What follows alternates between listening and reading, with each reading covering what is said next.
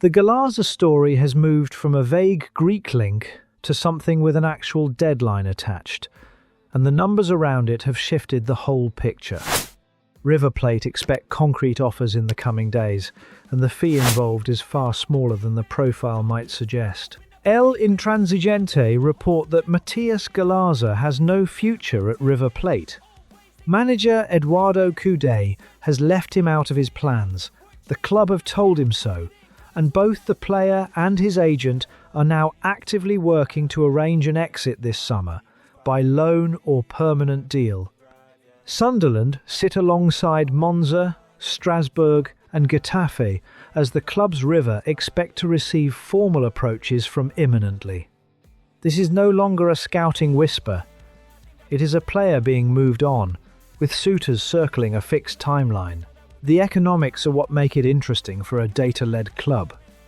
Galaza's contract runs to December 2028, yet his transfer-market valuation sits at just €3 million, and River's clear desire to sell weakens their hand. The report is explicit that any fee is unlikely to be high, and that a loan is genuinely on the table. For Sunderland, that reframes the risk entirely. This is not a squad record gamble like Thuram or Sule. It is a low-cost, low-commitment addition. Exactly the kind of bet the model can absorb, even if it does not come off. The World Cup context cuts both ways, and it is worth being honest about it. Galaza scored and assisted for Paraguay, which is what put him on these radars in the first place.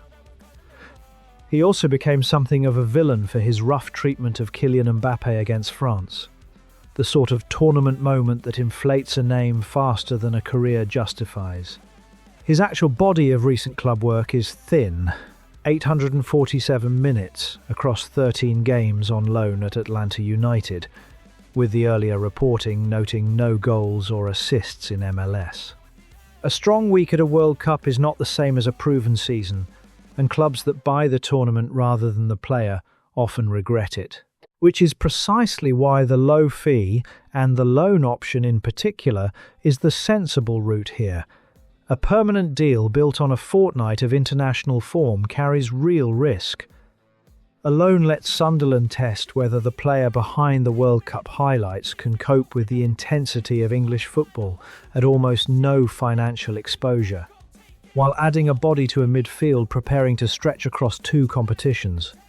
If he adapts, there is a cheap permanent deal to be done later. If he does not, the loan simply ends. The squad logic only holds as depth, though. With the club also chasing starters in midfield, Galaza would be a rotation option and a project, not a solution to any first-team need. River want this done quickly, and the price is low enough that Sunderland can afford to move without betting the window on it. The question is whether they see a footballer worth developing, or simply the man who kicked Mbappé.